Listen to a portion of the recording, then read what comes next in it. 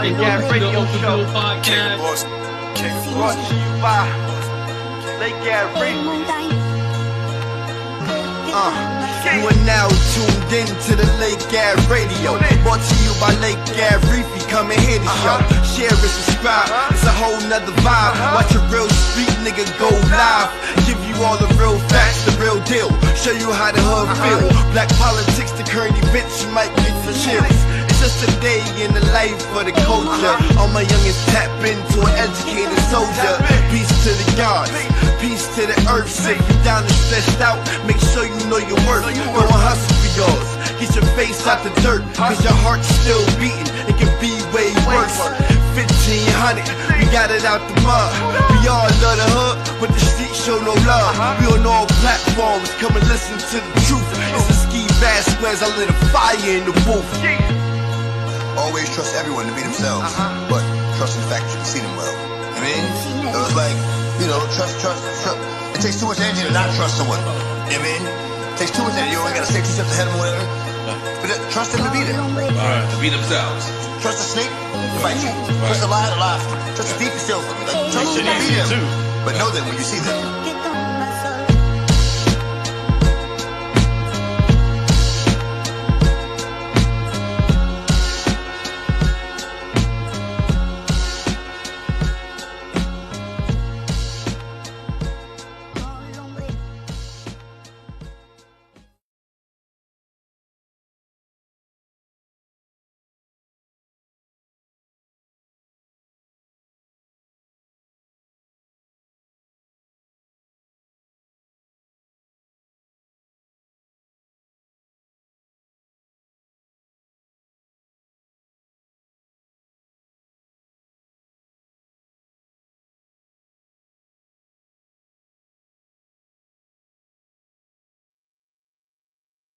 Okay, welcome to the Open Bill Podcast, Lake Gas Radio. And today we got Queen Geechee Goddess Akua from Charleston, South Carolina. And we're going to be talking about the Gullah Geechee history. Goddess Akua, she's author of Hoodoo Magic, a historian of Gullah Geechee people, a tour guide, and a teacher. And today she's going to be taking us through some Gullah Geechee history. So you can introduce yourself and tell us about you a little bit. Yeah, well, just want to start off by saying thank you for having me on the show, and a little bit about me. I just teach about Gullah Geechee culture. My profession is a school teacher, but even outside the classroom, I teach churn adults, any and everybody who care to listen.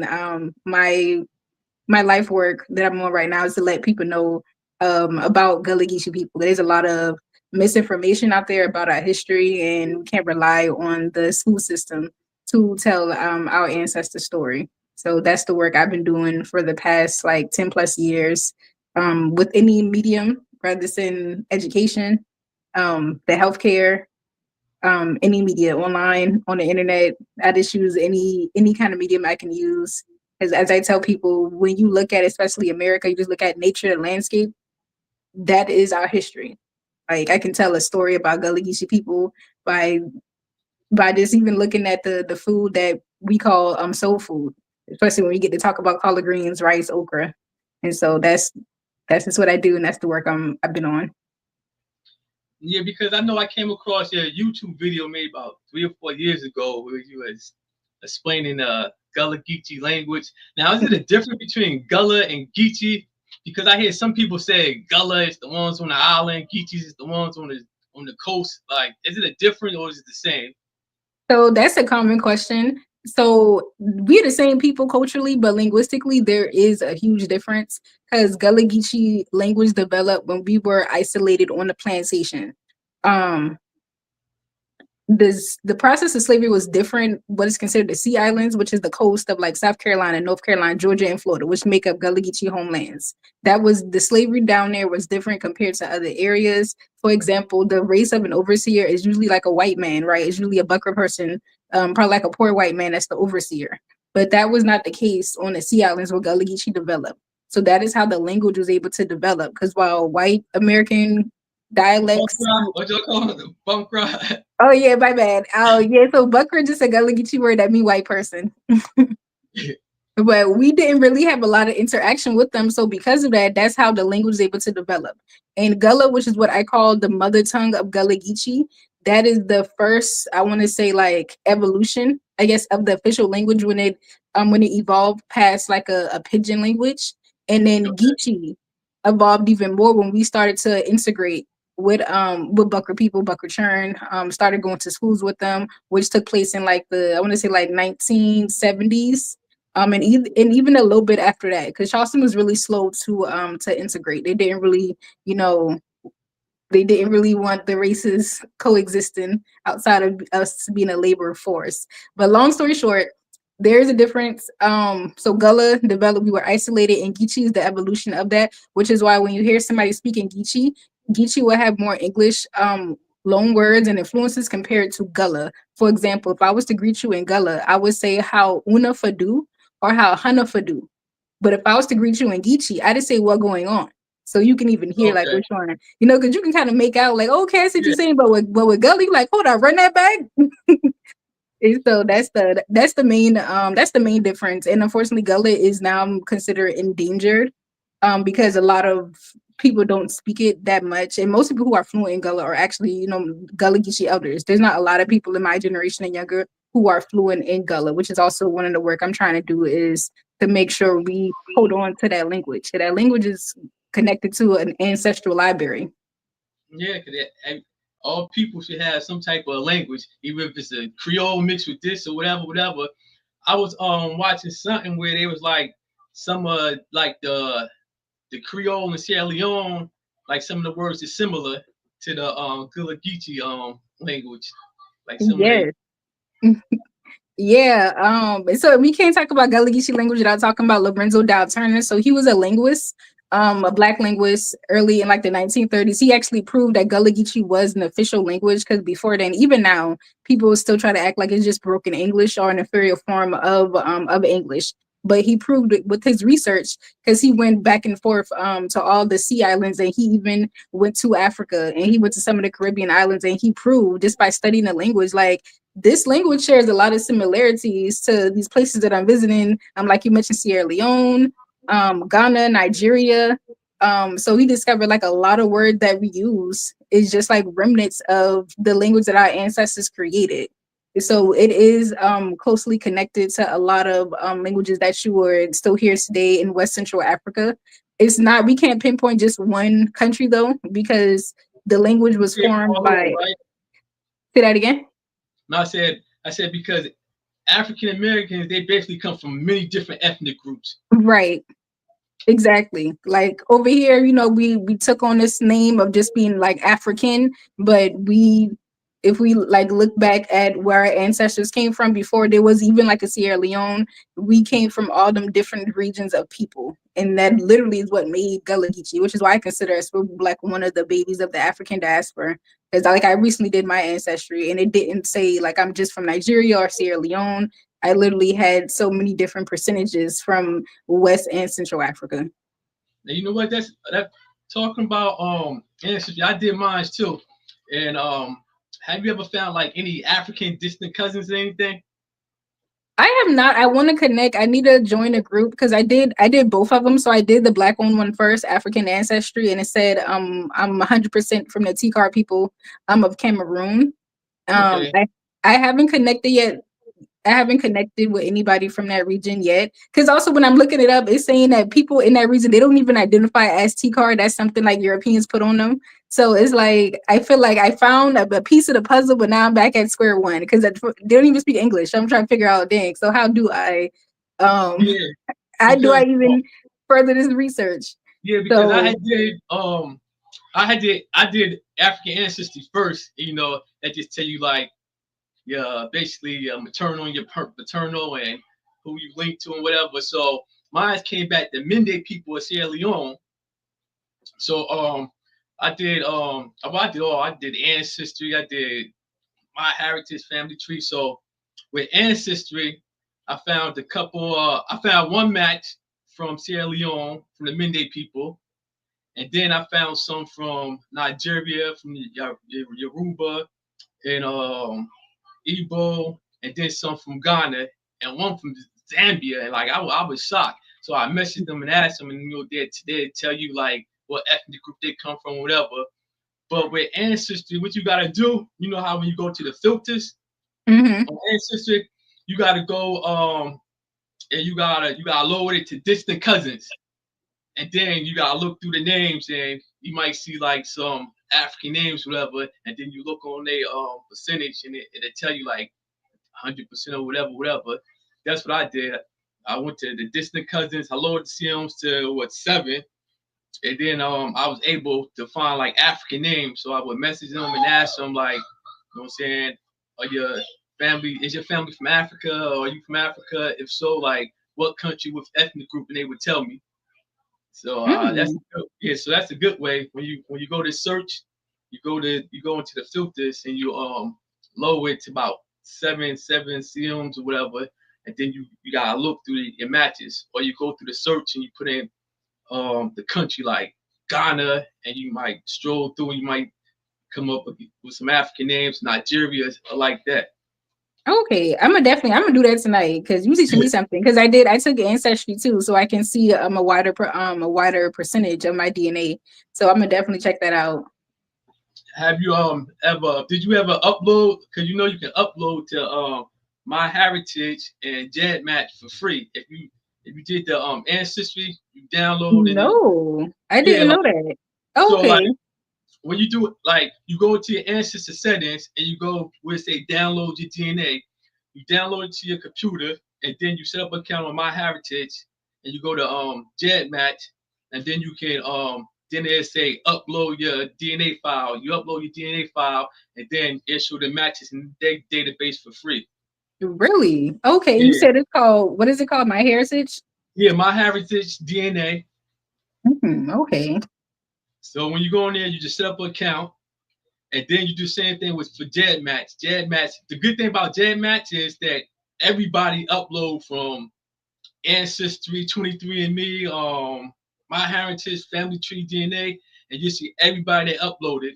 And then that's another good way, because you just go through your matches, and you might find some African matches like that. Yeah, but that's good. That's how I found a couple on GEDmatch too, and I also found one on I think I found one on 23andMe too. But yeah, it's good to upload your data to those websites. Okay, I definitely will. Thank you for letting me know that. Yeah, because so how do you feel about a lot of people now they claiming that the Gullah Geechee people are native to America, they're not African? There's a lot of that going on TikTok, YouTube, like there's a lot of false information going on. Right. So I love this question. I'm not gonna lie, because I find it entertaining. But well, I guess it's bittersweet. I feel like a lot of it comes from just the internalized racism and anti-blackness. Because a lot of us, because even like I wasn't born and raised to be proud of my culture. Like for me growing up, Gullah Geechee used to be fighting words. What Geechee was, you called us a Geechee, it's ready to box you off. Because Geechee was close to you calling somebody a nigga. Like, and so it wasn't honestly until I became an adult and I took my first legit like African American course at a technical college, and that just opened my entire eyes. Like literally felt it felt like a brand new person. I cut all the weave out my hair. Like it was just like a different sense of pride. Just being educated and having a Black teacher that educated me, a Black professor that educated me on that. But also within that, I also went through a period of just having to, I feel like, rebuild myself up, because now all this information is new. So I think, because I almost became a Nuwapian, I almost became a Hebrew Israelite. Oh, man, like, because I was so new. Like I was 17. I was 17. I graduated high school, so I was brand new to everything. And but then just having that level of discernment. So yeah. I didn't go too far. But I think what's happening is that a lot of people, they are coming into the information, and I feel like some of them, they don't want to confront the fact that our people did experience slavery. Yeah. Because that is a And painful thing to talk about. So I think that's the way to kind of separate themselves from that. Because they don't want to acknowledge the fact that, yes, our ancestors were enslaved, but that's just like one chapter in the book of African people. That is not the whole entire thing. So I think that's why people are like claiming. Because even like growing up, people always say, "Oh, my grandma Cherokee," when it's like, yeah. Well, I had my family say that too. Well, I mean, they ain't say like my grandmother had Cherokee in it, but now I think a lot of people grandparents told them like they had Cherokee in them or some type of Indian in them. But now they take it to a extreme where they lying now saying my grandmother told us we ain't had no African in it. We're full blooded Cherokee. We always was here. in which I know is a lie because like I do a lot of reading more than I like just talk. And the Cherokee didn't even like black people. They were actually one of the few Native Americans that were enslaving black people. So some of us, we will have Native American ancestry because we also be allied with them because their land was being stolen while us as people were stolen people. But we also were being enslaved by them as well. So a lot of us would have like good 5-10%. But we are not, especially when it comes to Gullah Geechee people. Like we come from Africa. Like like our culture is so based in African. It's crazy the way people are trying to say we are the original Native Americans. And usually when they tell me that, I tell them, well, then how did we get red rice, which is a descendant of the jollof rice? Like how did we get okra, which even the name okra still comes from Africa? So like you mean to tell me we got that from our so-called Native American ancestors? And you know what's funny about that? Because like you said, most Native Americans they married more Europeans than they did Africans. Mm-hmm. And that's like on my mother's side, it's like she got like 2% Native American. The rest of that is African and European. My father got like 3% Native American. Reef was good. Peace. How you, bro? What's going on? How you doing? And you know what? The strange thing about that, the funny thing about that is, like, they just want to like try to totally deny like the slave trade and everything. Say it never happened. Harriet Tubman wasn't real, and Nat Turner wasn't real. Like they try to erase the history, and it's a good thing you ain't becoming a Nawapian because you would have been on some alien space stuff. Because like right now, it seems like this is what they're doing. Right now, it seems like a lot of people is coming across those old books and there's new information to them, and they just re-putting it out and putting a twist on it. That's exactly what's happened. That's why I'm glad I went through like before like woke was even a thing because I went through that and like I graduated high school in 2011. So 2012 is when I got introduced to like I said Nawapian Hebrew Israelite, but it was just the information. And so but I'm like glad I was able to have that level of discernment because now I feel like people are just now starting to come into it.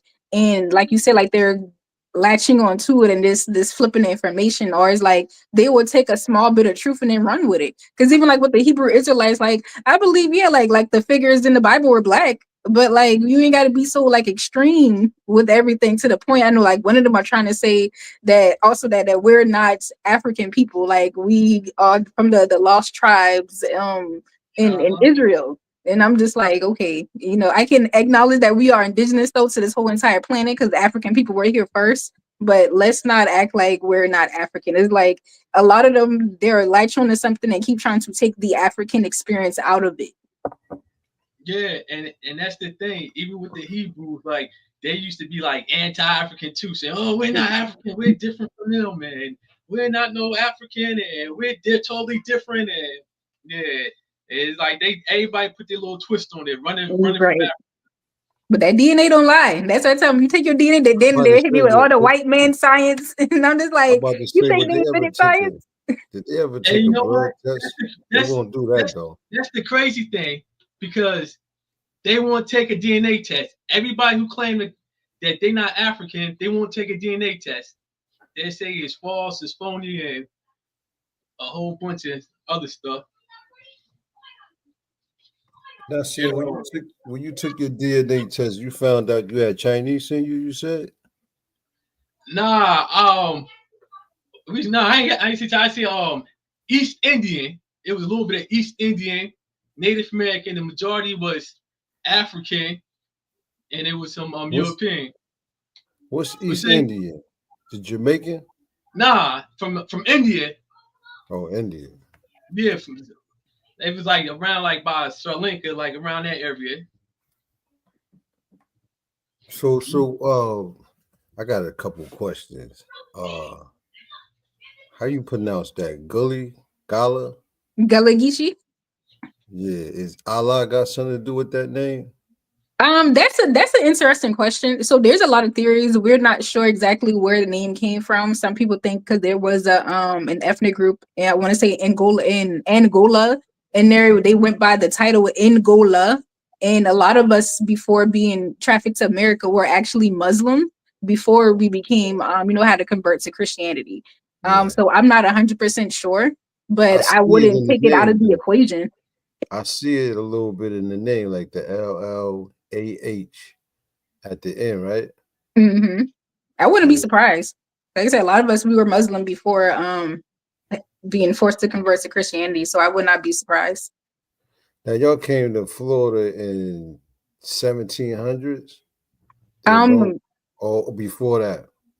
Before then, you had a few, but you had the large majority started coming in because South Carolina was one of like the first official colonies that they established, and that was like in the middle 1600s.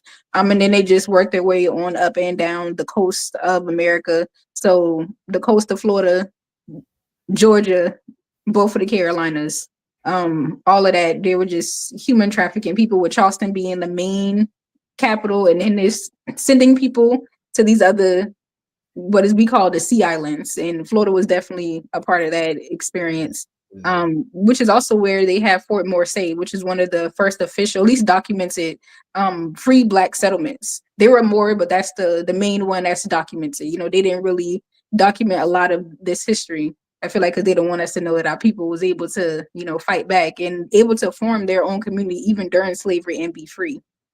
Yeah, I was just about to say because I was reading something where they say like Georgia wasn't even thought of then. That was just like a bumper zone. That was just like the wilderness. So the slaves that used to fight and run away, they used to go through Georgia and then go down to Florida where they established their own communities and live with some Native Americans and things like that. What was the Gullah Wars?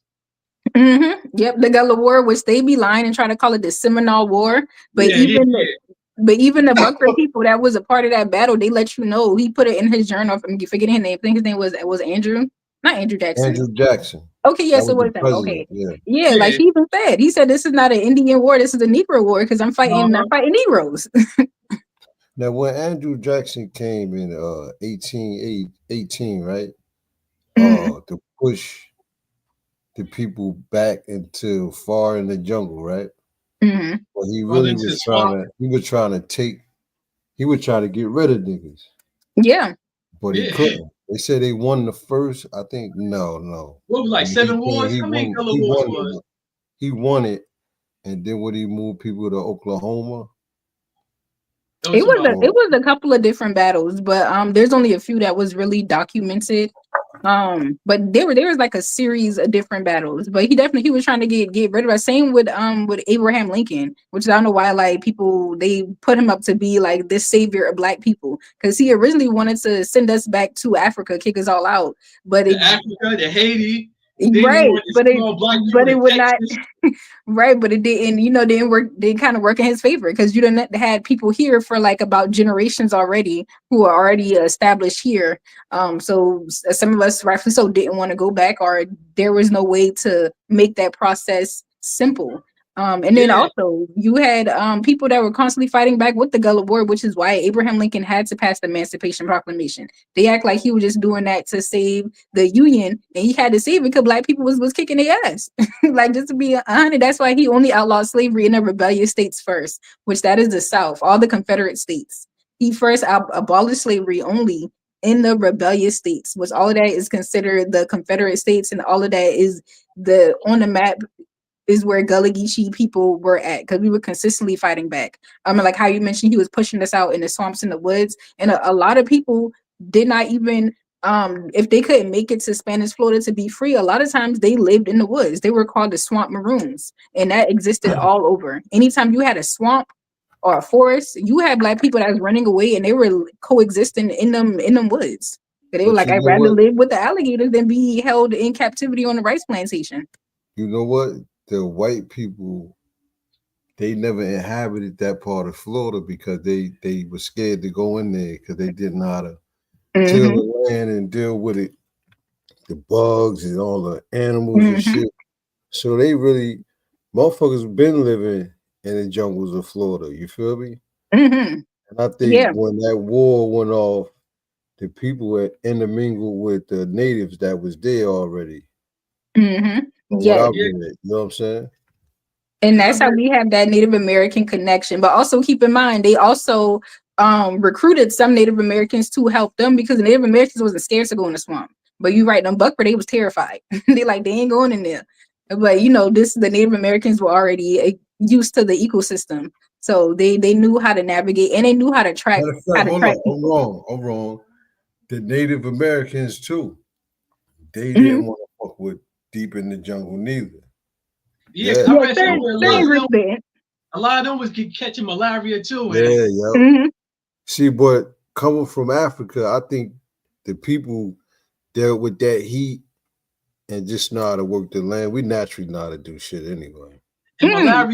So it malaria wasn't ain't really really. affect the Africans like that. No, that's why we have sickle cell, which is of course, it's a debilitating disease to us now. But we evolved to have that trait because it protected us from malaria, which was common Yeah, where we fight off were malaria. naturally from. But now you plucking somebody out of their natural habitat, so now it just become like a disease. We got That's Blue like Rack in the building. What Blue Rack say? What that say right there? You trying to speak in African? Come on, bro. Stop. You front. You I, fronting tonight. What that say, Nasir? Hold on. I don't know what to say. You know what that say? I can't even see the chat, so I can't see what he said. The only How thing you I say your see. name, No, Aqua? on the screen. Oh It's on the no, okay, screen. no, I see it. I see it. Ashay Allah Dumeri. He made that shit up. Peace and blessings. I No, I say, believe I think right? he's speaking in Yoruba. I'm 100% sure, but Blue Rise, you can let us know. But it sounds like that's Yoruba. I Now, say, and yeah, how you say your that is name, you, though? right? I say, My name is Akua. It's just me born on Wednesday, It but it's sound pronounced like Akua. Tupac last name, right? Shakur, Akua, No, Akua. Akua, Akua. Now, what But that shout out to mean? Tupac. What that mean right there, though? Born on Wednesday. What? Hmm. Born on Wednesday. I think that's also a Orisha, right? And that also a Yoruba Orisha, a goddess, Akua. I believe that's the god in Yeah, one of the I don't recent. know if I'm it's 100% sure now, but I that don't know name if looks it's a familiar. warrior or something like that. Yes, a Orisha. Now, Yeah, do but you go back to Africa? I Do you plan go on going, visit? so that's the plan for next year, but I have not been to Africa yet. I still gotta make So, it down to but South you Carolina. from Florida where all this went down, right? No, I'm from Charleston, South Carolina. But they went back and forth, right? Hmm. Yeah, all throughout the coast, all up and down that coast. So all the way from North Carolina, Jacksonville, all the way down to Jacksonville, Florida. Do you consider yourself a Seminole? Not necessarily, but I mean, I'm not against the term because Seminole just means run away. Runaway, right? Yeah, runaway. Right. Like Untamed, it just untamed. means, but I don't identify with that just because like growing up, that's never something any of my people ever like called or identified us as. So I just don't have like a relationship with that. But I'm not gonna get like offended if somebody was to say, "Oh, you're a Seminole." I'm like, "Hey, cool." Yeah, I think like most of them, like a lot of them really know who they are because a lot of them is mixed. The ones that's mixed with Native Americans, the ones that was part of the tribe. So a lot of them, like the ones in Mexico. What part of Mexico was that? Muskoga. I can't think. It's a part of Mexico where you still got the Oh black yeah, they did. Seminoles. They did go Mhm. to And Mexico. some in Oklahoma because I spoke with a Yeah, woman a couple years ago, and they actually they identify themselves as Seminole, but they know that they're black and they're like yeah, Gullah Geechee, but they're out in Oklahoma. and that's the point. Like if they know who they are, how people who ain't even them trying to tell them who they are. I say it's just the internalized anti-blackness. A lot of people they do work around racism and calling out white folks, but they don't want to do the internal work. So how do you purge yourself against all the propaganda that you've been fed to since you was born? And so I think that is coming from like just the internal self-hatred, internalized racism, even like now, because I having to constantly go back and forth for people that look like me that keep trying to call Gullah Geechee a I'm about broken to English. ask you I'm that. like, this is the language. I'm about Hey, to you know ask you, since you don't consider yourself Seminole, I'm about to say, did y'all get money? Y'all Get supposed to money get from what? Like the coming being reparations? that being from you know, that area, that bloodline, being related to them people. Because wasn't it they wasn't, some Indians wasn't trying to get the Seminole blacks money, right? Nasir? Is that the same? Is that the Oh, same you people? talking about the ones that's part of the five civilized tribe that when they you talking Yeah, about when they kicked the freedmen out. That's what you talking about in yeah, Oklahoma. that's not associated with that. I'm not sure, but I know we ain't hear nothing about it, and I ain't get no Nah, application. see, You might got this some what money it, somewhere. see, this what it is like. The Black Seminoles, they the ones that lived amongst the Indians in Florida, and then some of them went to Oklahoma, and then from Oklahoma, some of them went to Mexico and formed the town. Oh yeah, okay. Yeah, like so we talking about the Gullah Geechee. So like these people, like a lot of them are still on the islands and on the coast of South Carolina, the Gullah Geechee, Mhm. right? That's where that word come from. Geechee. Yeah, yo, the first time, listen, the first time I heard that word, I had to be about 8 or 9 years old. My mother used to say, "Oh, Miss Smith speaking that Geechee," because my grandmother, she from Aiken, South Carolina, and she started talking so fast, we wouldn't know what she was saying. And we were like, she's speaking Oh, that Geechee, and she oh, used to that's where call it, Blue Rack's at right now. That's why he in Florida right now. she used to call the sink, zank or sank or something, but she be talking all fast, and my mother's like, hey, Miss Smith, she's speaking that Geechee. She don't know, don't nobody know what she's saying. First time You I heard you it. heard, you heard what Blue Rack said? He said here in Florida they get a check from the From casinos every casinos month, every month. but they can't go to them. Yeah, Hmm. that's some racist shit, man. I'm tired of this shit. This And y'all shit got talking about the Seminoles? So they get a reparation check? That's what that is? yeah. So I guess the ones in Florida must get checks too now because remember remember when they had moved them, remember they had just gave them a big lump sum of money for when they took their land from Florida. This might have been a few years back, but they got a lump sum of money, and that's when they kicked the freedmen. Remember they kicked the freedmen out? Mm-hmm. Now, see, you Yeah, think it's right just to get paid a check to like be all right for the bullshit that they put motherfuckers through? Like, that's the problem with the world. They think money can just like cover up the trauma. You know what I'm saying? Like, we need Yeah, some that check gotta land. We come with need the more land. We need the land back resources. and all that. Yeah, land. Like, yo, Fuck that's that. what I Fuck the said check. before. Give me the check and land. That's why I said before, like reparations, it should be a check. It should be land, tax-free land. You don't gotta pay no mhm. tax on the land. That should be part of reparations. And for our children, if they want to go to a trade school or college, it should be free. Even if it's to a HBC Mhm. college, it should be free, paid by the government. But you know what's crazy about the Geechee story though? A lot of them, fighters joined the army. That's what fucked me up when I read about it. And they was like, one of them got the highest rank you could ever get in the army.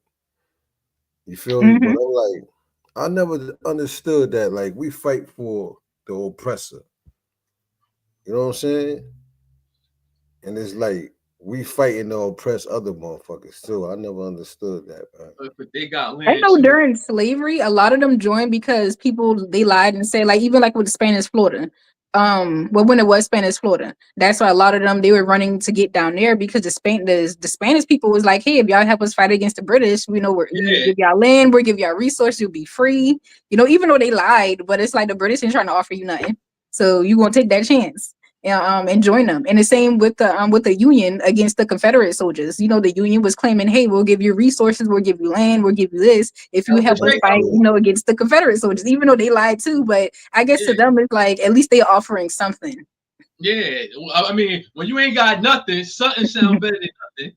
Mm-hmm. That's like all the free people from the southern states, what they were supposed to get land all down the coast. Mm-hmm. That was So where the 40 acres in the MU came from, which we actually did. Like that was special William Sherman order number 15. That was actually when we first got reparations for a short period of time. And the reparations was in the form of land. You know, we got, like you mentioned, like all of down the coast. I want to say, I think it started a little bit above Charleston, but all the way down to Florida. All of that, they gave that land to Black people to rebuild. And I guess that was their apology for slavery. But when Andrew, is it still Andrew Jackson or Andrew Johnson, when they came in office, he basically reneged on everything, even gave white people reparations. And so this kind of Lincoln vice president, after Lincoln got assassinated, some black people got the land, but when Lincoln got assassinated, his vice president took the land back, and then gave the slave owners reparations. I think for like $300 for each slave, something like that. And some even got more. Some got more, which is why they're able to build and have generational wealth. Like especially for I do a lot of history on Charleston. That's where I'm from, so I can't speak on other areas, but I'm sure it's the same. A lot of these people walking around in Charleston got old money that dates directly back to the time of slavery. It was an old plantation that just sold in 2020.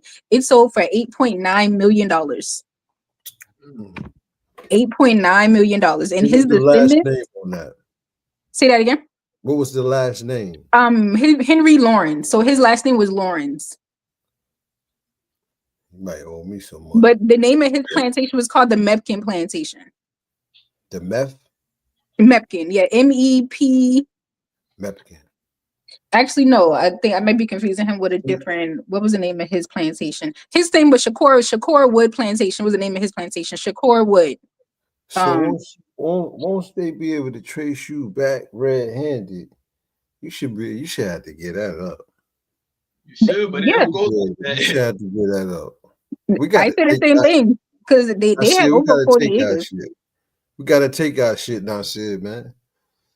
Black people been too nice, man. Definitely. We mean to each other, but nice to the motherfucker that got us in a fucked up situation. It was embedded. It's embedded in it. I was going to ask you this, right? Because you got like a bridge from the black in America and the black in Africa. So you got. Do you see the problem between black people in America and from Africa, where they can't get along? Do you experience that? Have you ever experienced that? This a question for me? Yeah. Oh, I mean, I feel like in any place you're gonna have people who have disagreements, and I mean, and just going back to slavery, because I feel like a lot of that started with a dysfunction started at. And we got to account after slavery, when we were quote unquote free, there was no like mental health centers, there was nothing, no therapists for us to really unpack that. So we just had to keep going. And unfortunately, as we were keep going and building ourselves up, a lot of that trauma still passed along with us. So that's why I feel like a lot of us don't know how to handle conflict when it comes down to simple things that we used to be able to figure out as a people. Because even like within Gullah Geechee, not all of us are the same. Like I'm pretty sure y'all aware that there's 2 different Gullah Geechee flags. Yeah, I was just about to so like you know, and even with that, there's people who are, who are constantly in their feelings about that. But my whole approach is saying, just like in Africa, us as African Americans, there's multiple flags to represent you as an African American. You fly whatever flag you feel most comfortable with. Like it shouldn't be the point where we are saying, well, we don't want to work with each other. If the main goal is Black liberation, then let that be it. People are free to choose however they want to identify at. But I think it just goes back to Gullah Geechee, that's the flag. I think it just goes back though to like slavery. We didn't really have that time to really figure out our community values, because we're up underneath a demonic system, because that's what I consider slavery was.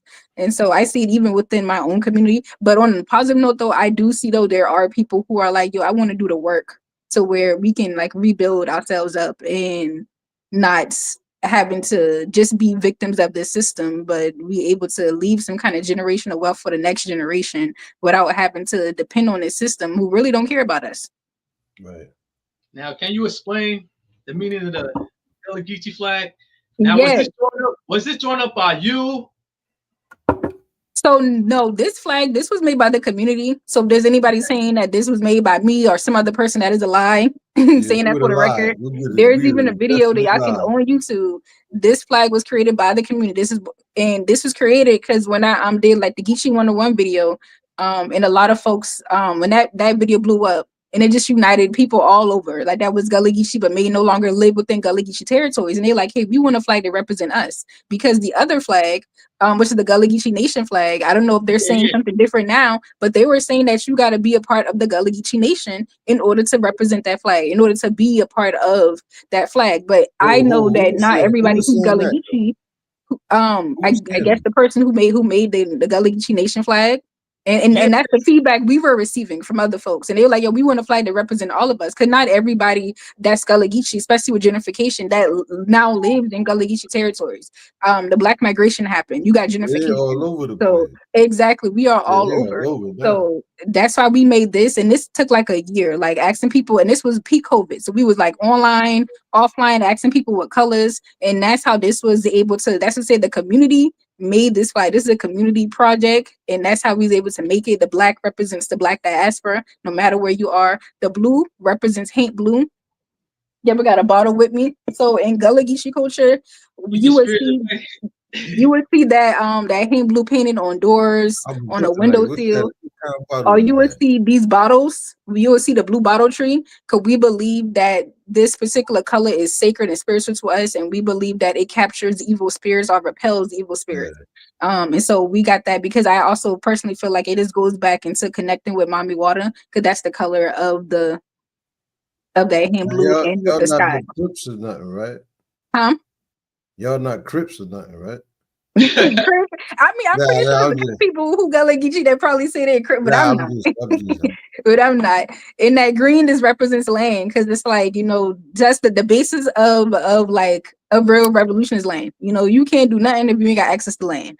And so that's what that is there. Green in a flag though. And the gold is to represent us, children of the sun.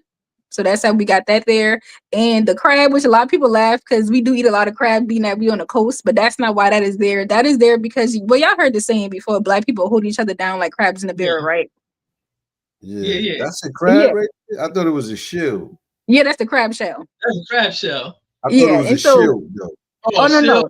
Well, it kind of is like a shield, but it's the crab shell that's operating as a shield. And we put that there because we discovered a crab in their natural habitat, which is not a barrel. They don't pull each other down. Like you ever had a soft shell crab when they're molting?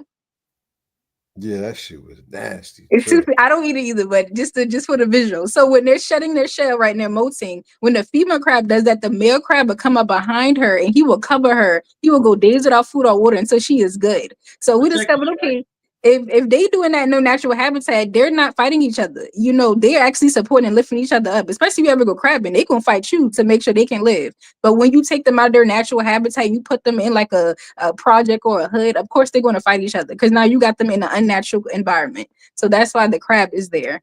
And that spear is there to remind us of the Gullah War. And as I tell people, we are the reason why Abraham had to pass that Emancipation Proclamation. Ain't no white person freed us. Our ancestors freed us. And the crop is there, the rice crop, to remind us that we built the agriculture system that made not only just South Carolina, but America. Because America was built off of agriculture plantations. And we were the one cultivating and growing everything. Because they ain't know nothing about rice into the Africans. Nope, we brought that over here. That's rice you said, right? Yeah, that's the rice crop. And rice was just as valuable as sugar and rum. Yeah, and that's how Charleston made their money. Like they made it seem like it was just cotton. At least for me growing up in school. But I discovered like it was like most of these plantations, they made a lot of profit with rice. Rice is what made Charleston wealthy, which is why now a lot of Bucker-owned businesses, they even sell that same brand of rice, which is the African rice, but they'll call it Carolina Gold rice, or they'll call it plantation rice. Oh shit. Yo, you know what? But that's the first thing I read. It started off what I read in Florida, and they was talking about the rice, how they mastered the rice. You know what I mean? And that's knowledge our people already had. Like, and that's so like when people talk about slavery, like I know in Florida, you're like, oh, but slavery was good for black people because they taught them skills. Negative. We already had them skills and they knew that because they were studying us in Africa. Like I know, I think you mentioned that black people are too friendly. We really were, because the Buckra was already coming into Africa and they were studying us. They were writing in their journals. Oh, they have all this rice. They have all this access to shrimp. That's why even like Cameroon, I believe that translate into like shrimp. Like the Europeans that was exploring that area and noticed that they had access to like a whole bunch of shrimp, and just coming from where they're coming from, all they really had was potatoes. So it's like Cameroon is a country or a state in Africa. A country. Yeah, it's country. That's how many countries in Africa? Well, 54, I think. Yeah, they got a whole bunch. How many countries in America? I mean, none. It's just one country, America. You mean how many Imagine states? 1 to 50 something. That's crazy. Yeah. They gotta disconnect us from each other. But you know what? Too powerful. We got 50 and we got 1 over here. That's crazy. That's too much unity right there. And that's it. It is. That's why they didn't like Marcus Garvey, because he was only, like a Pan-African, whereas like it didn't matter. You can still be prideful in whatever, I guess black culture that you now come from. But at the end of the day, we got to realize we black, so you got to be race first, and and because that's a power base. Like all black people united, because everywhere you go, black people are being oppressed. Anytime where it's between black people and other races, I know we got the what they call it, the BIPOC, POC, people of color, but it's the same story any and everywhere you go. So that's why like black unity is really a threat to racism. Well, now you can't even say consider yourself pro-black? Are you pro-black? Yeah, I definitely consider myself pro-black. I'm pro-black and anti-racist. See, this the whole thing with that. Like, you can't say people of color no more, because people of color, anybody that's non-white fall under people of color. Mm-hmm. So I mean, when they say they making laws for people of color or people of color, they ain't just talking about black people. They talking about any minority. Even if you a certain gender, you fall under that. So that's why I don't even use them terms. I reject them terms. People of color. Especially when I'm advocating for certain resources, I make sure I'm saying black, because even like with minority, that's broad. No, I was minority the same thing. Everybody, non-white, and it's crazy because like the Europeans, like they knew the people in Sierra Leone, Liberia, Senegal, Cameroon. They knew they was rice growers. That's why like certain states like the Carolinas and Georgia, they wanted people from that particular area because they had rice growing skills. Mm-hmm. They even paid more. They would pay more if you brought somebody over here. They still got it on like some of them slave advertisements. They would pay more if you brought somebody over here that knew how to grow rice, because that's a skill, which is why I've been rejecting the notion. Even when I'm teaching my students, I say we are not descendants of slaves. We are descendants of African scientists that were turned into slaves, because that's a skill. And knowing how to grow and cultivate rice. I just was thinking like, damn, I can grow rice. And I said, I'm rich. Damn, rice? I thought that was always some Chinese shit. Right. Right. And there's only 2 species of rice ever domesticated. And you got the Asian rice, which is the main rice you see in the store. And then you got that African rice. But yeah, that's how they made it seem like, because even like I didn't come into that knowledge and awareness of connecting my culture. Like I knew I ate a lot of rice, but I didn't know that my people brought it over here until I became like I said, like an adult. Because the school system was just, they didn't do a great job of teaching us that we really built America brick by brick, plant by plant. Yeah, that's what not to cut you off. No, go ahead. What do y'all say about black people in America that don't trace themselves to an African tribe? Within your community, do y'all talk about a person like me? Like, damn, that nigga don't even know it. They don't even know where they from. Not really, because even like as Gullah Geechee. Not really. Hold up. So y'all do. No, well, I can't speak for everybody. I can't speak for everybody, but I can only speak for Akua. But I would say not really, because as a Gullah Geechee person, I can't just say I'm from Nigeria, I'm from Sierra Leone, because it's like I did my ancestry. I'm from West and Central Africa. And even though with the African ancestry test that said I'm from the Tikar people, they don't identify as Tikar when I did the research on them people. So I can't still pinpoint exactly what kind of ethnic group. Like I can assume that I have Yoruba ancestry since I have a large percentage of Nigerian in my DNA, but I don't know that for sure. So I would say not really, because it's like if somebody in Gullah Geechee culture is looking down at somebody saying, well, you can't trace where your ancestors came from, it's kind of silly because technically we can't either outside of saying what actual like country that they probably came from. And so I don't. Go ahead. No, I was gonna say I don't think like I hear people who do say that, but I don't really think that would What they apply say to Gullah though? Geechee people. What they be saying though? Well, I just see like people, like I said, out here people who are not Gullah Geechee people saying, "Well, you don't know exactly where your ancestors come from." But I haven't heard anybody within Gullah Geechee community saying that, because I know for us, we would say we know where we come from. You know, my people come from America, and they also come from Africa. Now, do you got great grandmothers or grandmothers that speak the dialect like really got like more than 20, 50 words? So both of my grandmas are deceased. They've been but I know my great grandmother, she did speak it. And like how you said that's but you didn't really connect it. At least I didn't know just from sitting with my elders. And they say, yeah, I didn't know what kind of what they were talking. Yeah. That's kind of the language the elders in my family would say. I didn't know what your great grandma how she used to talk, but we couldn't really understand her. But just being older now, I realized, okay, so they were speaking either in Gullah, more than likely Gullah, because during that time period, most Black people were speaking the form of Gullah. But like I said, especially my great grandmother, my great grandma, she died, I want to say a year after I was born, and both my grandmas, unfortunately, now are deceased. So And it's another language. What's the other? Is it Tutton? It's some type of secret language yeah, that Black people used to speak. Yeah, I see. So, Go ahead.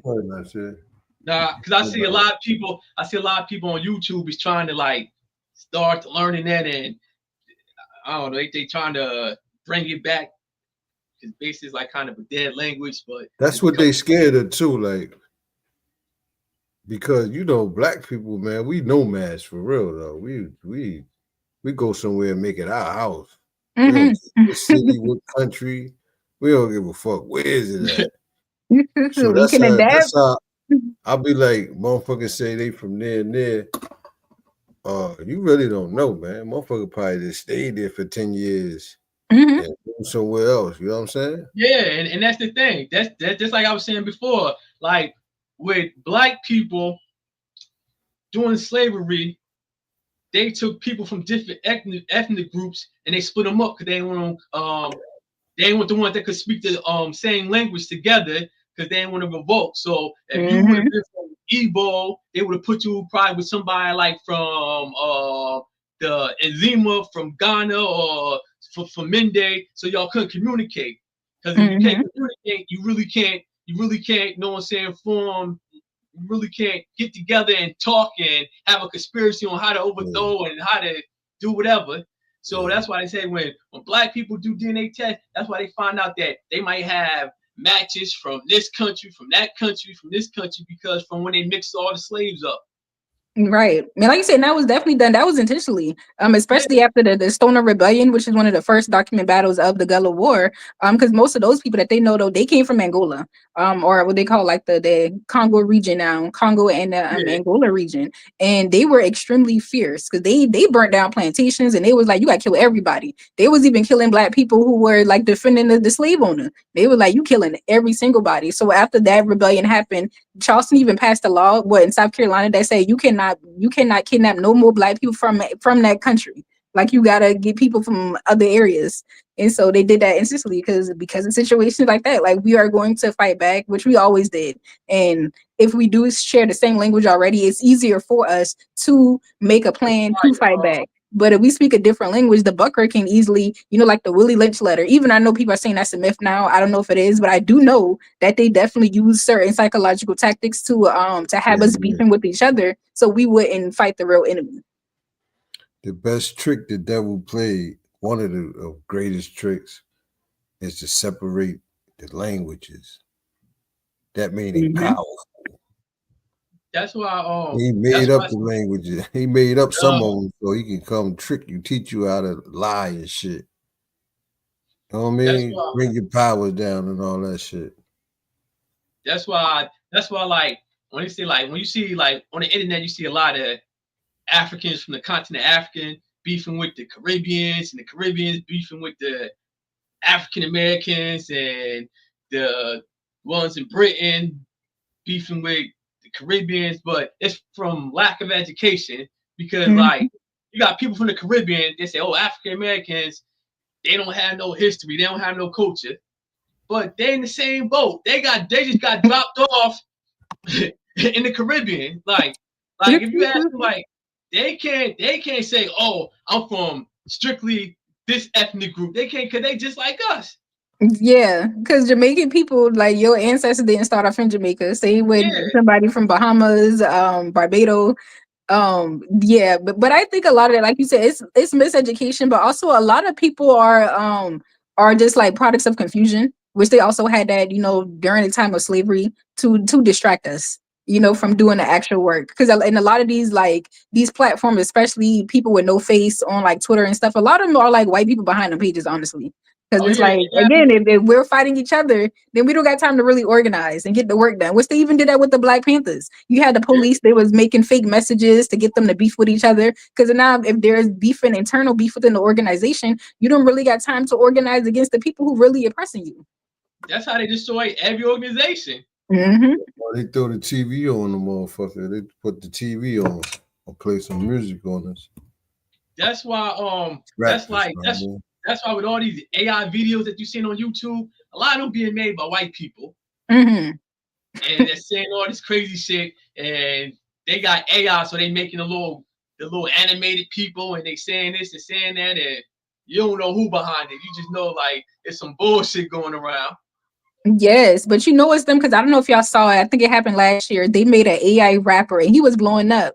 But the only reason why they shut it down because I think it's they started making him say like nigga. But he was really blowing up and like really getting people like I'm gonna say hypnotizing them, but really had them supporting this AI rapper. I think it was in Mecca or something, but it was like a jit constructed and he had like 1 million followers on TikTok. And this was created by a white college student. This whole AI rapper speaking in like what I call like a verbal blackface, like it was like it's insane what like levels AI, that they go through. Rap fucked up now, music fucked up now. You don't have not see you could make a whole album tomorrow, man. You know what I mean? And you can sound like a rapper, like that shit crazy. Hold up. So what do you think about when they say Black Americans don't have no culture? That's the funniest thing to me because everybody bites off Black American culture. So it's like we don't got culture, but everybody be taking our culture. So I'm confused. Even like soul food, music, like everybody takes from Black American culture, especially with language. Like I be telling people, everybody's not saying the word bussin'. We've been saying that since I've been a little gal in Charleston. Like we've been saying that. People don't identify that as Black culture in Black language because I think it also just comes from lack of education and lack of respect for the culture that we was really able to create. Which Nika Giovanni, rest in peace to her, I think she said it such in a poetic way that Black people here, we're really like the first true Americans because we really had to rebuild ourselves. You took us away from our homelands and we had to create a whole new culture, be in this new environment. And now everybody takes from that particular culture. Like if y'all ever visit Charleston, you will see a lot of these white-owned restaurants, but all the food that they're calling Southern food, that's Black people food. That's Black culture. Y'all ain't had no shrimp and grits. I remember coming up, y'all said that was poor people food. Now y'all selling this for $30 and it's a Southern delicacy. We got the lobster used to be considered poor man chicken. Poor man we got the Gullah Geechee family in the building. I think Mike Davis is Gullah Geechee. He said, "Peace, family. Huge shout out to Sapelo Island, McIntosh County, Georgia." Sepelo, what's going on? Got King Marvin in the building. Kimberly said, "Hey." Yeah, she Gullah, Mount Pleasant. What's that? Awinda? I told her to come up on the show. I sent her the link. Jones Island. But you know what's crazy? I forgot what to say. But what's crazy is like I seen on TikTok, it was his African. He was like, he like African Americans. They don't have no culture. They don't even have a flag. So I had to put in a comment that Black American flag, and I said this flag was made in 1967. It's older than some of y'all country flags over in Africa, like. Yeah. But Yeah, like it's crazy. Like the African Americans that inspired everybody around the world with music, dressing, Mhm. slang, and everything. Like hip hop is the most influential musical genre, and that's something recreated. I even though I know they say the Puerto Ricans created it, but I'm just like black people made that because you got video I know you evidence. don't believe that bullshit. Absolutely not.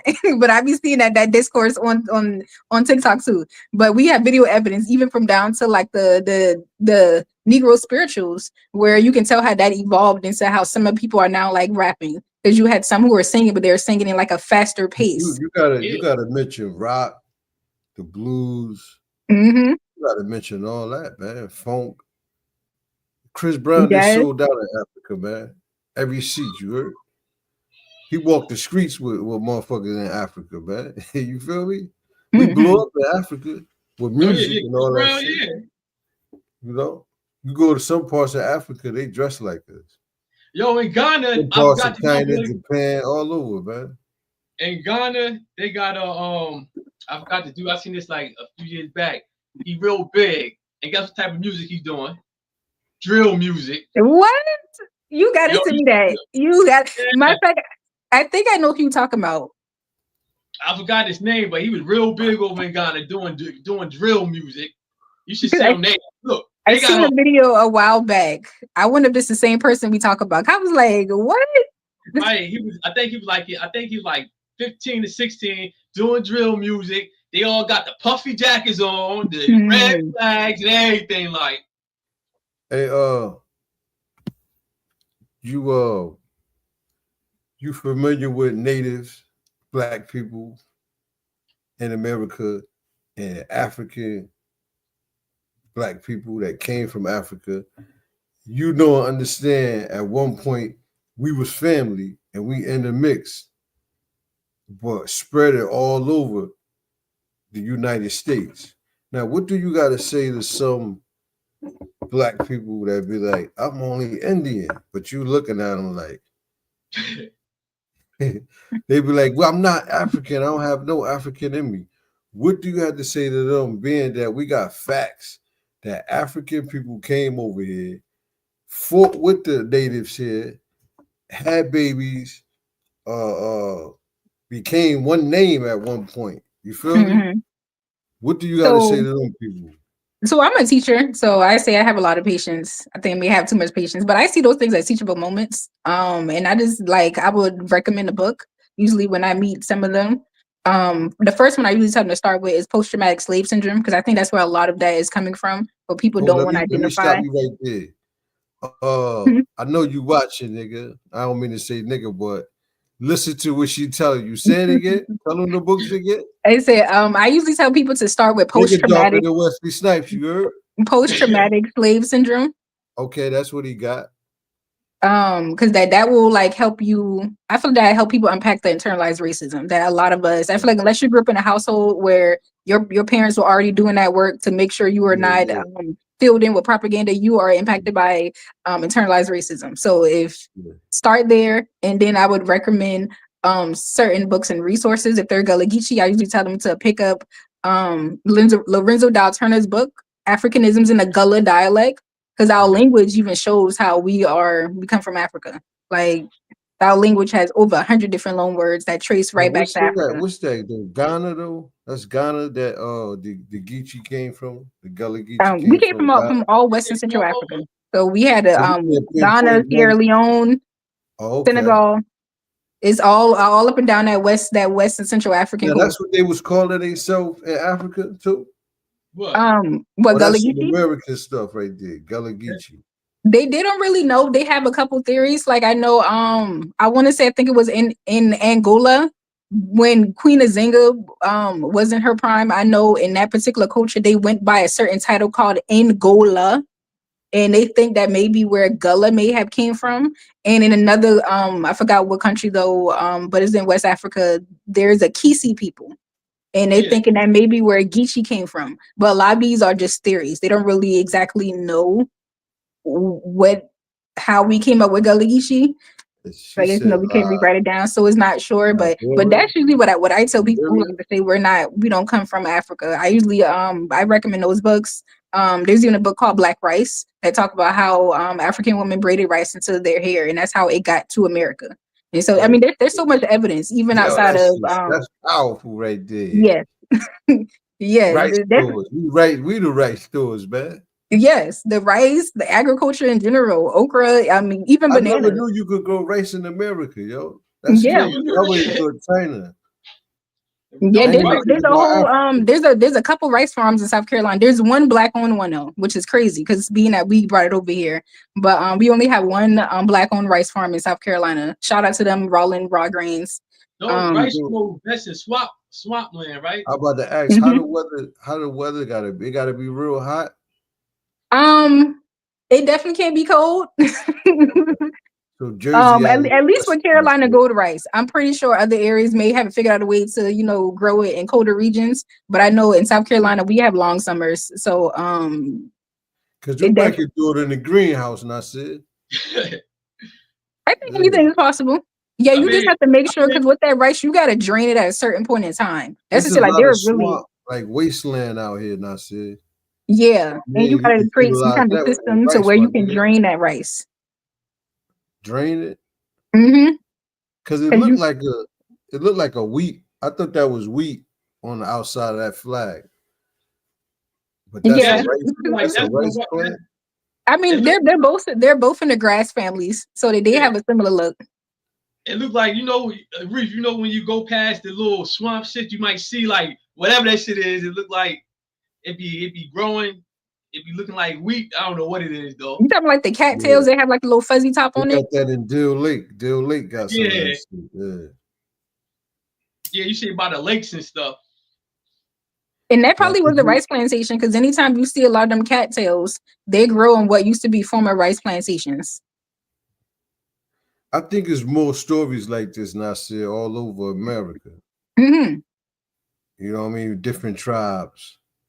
You feel me? But we really don't hear about the stories. Like we hear more the Native American Indian side, but we don't hear a lot of the African side. It's like it's being like covered up.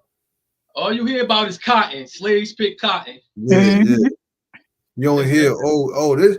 My great grandfather came from Kenya.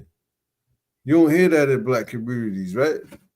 Nah. Them stories are really suppressed because even as going back to the language, it was a lady, but she passed a couple of years ago. And her great grandmother taught her a song, and they traced that song to be a funeral song all the way back to Africa. I want to say it was either Sierra Leone or Ghana. And I think it was Sierra Leone. I was just about to ask you about that. I was just about to ask you. It was a song that the people used to sing, and they didn't know what it meant. But they knew it word for word and couldn't find out it was an African song. Right. And you know what they can't take though? The separators that we always have. The rhythm, the beat, the music. You ever look at like African dances and be like, damn, that shit look like you feel me? Like, damn, that look like such dance. Like, that's the same dance. You be thinking niggas over here stole that shit from them. Like, nah, you got to steal that from there. Somebody put a beat for one of the African dance. You seen it on YouTube, and it looked like the dance. It looked like what they was doing over here. It's an African tradition dance they was doing, and somebody put a beat to it. That's why they so mad. Now, see, like after all this shit we try to do to these niggas, they still dancing on us. You feel At one point in time, they were scared. They were scared of them dancing because we would dance before we rebelled, which is why they banned the drums. Yeah, they banned the drums at one point in time, especially in South Carolina. Yeah, cause I read somewhere the enslaved people, some of them that ran away, whatever, they would be in the woods, whatever, and they would play the drums so the other slaves could follow. I was about to say that. You remember we was doing a show with the Art of War, and in that book he said that if you can't yell to the army, play the drums because it's louder, you feel me? So they be on the battlefield playing the drums, talking to each other. And just think about how people used to how they used to knit blankets, make blankets with maps going up north. Like Smart. It That always, even the chrome rolls in the hair, they would have to put Yeah. maps in it because we just had to be so creative because we couldn't just outright really tell. And then also, everybody that looked like you wasn't really on your side. That's how a lot of Yeah, the yeah, slave rebellions got people. yeah, I'm Somebody about to snitched. say, it's always a rat. Oh What yeah, was that? What was the dude from South Always a Carolina? rat. What was his name? They were about to have a big rebellion, and they told on him. yeah. Denmark BC, but Yeah. he told because he was a mixed race slave, and once Denmark Is BC that said King Blue? we Is killing the that white King folks, he Blue? wasn't really down with it. What'd you say? What's his name? Who was King Blue? Who? Oh, King Blue. Oh, he was from the Shakata and I think Oklahoma, where he was fighting. He was a freedman. He was fighting for the rights for the freedmen, for the Africans, because he said they were supposed to get the same rights as the Shikata. They're supposed to get the same rights as them, but they never got the same rights and they never got the money or whatever after slavery. And he went all the way to the courts trying to get the rights for the freed men. Because he said that they didn't want to be they wanted their own culture. Basically, they didn't want to do like the Native Americans, the Chickasaw. They didn't want to do like them because they wasn't them, and they didn't want to be forced to have their tradition put on them because they was Africans. Oh, I got it mixed up there. I thought that was one of the leaders of their army and shit. No, that was King Blue. He was I think that was in Oklahoma with the Chickasaw after slavery, when they were supposed to give the freedmen the same rights as the natives, but they didn't. Now you teaching me something. I gotta look him up. Yeah, look up King Blue. I had posted it. I think I posted on my Facebook, on my TikTok, one of them. Why you think this is getting attention now? Because state to state, all over the place. I know a couple artists, probably Gullah Geechee, but why you think it's not broadcast like that? Like that was the first time I heard about it when he said, "Hey, I think we're gonna have a guest on the show," and I'm like, "What the fuck is that?" Oh yeah, you right. I thought it was like a gypsy people or something like that. I had to go do some research. Not gypsy. At least you ain't say it was gay, because which I ain't got nothing against gay people, but I know in Chicago they call their slang for a gay person is Geechee, and I'm not sure why that is. So I be having to educate people. No, Gullah Geechee is a people. I gotta find a different slang. But I think it's gaining a lot of traction now is because, at least because I do tours in Charleston, and I know a lot of people come to my tours because it's like I've been doing a lot of research and I found out such and such was Geechee. Because as I tell people, majority of African Americans, once you shake that family tree, a Gullah Geechee person gonna fall out. Because Charleston being the capital of the slave trade.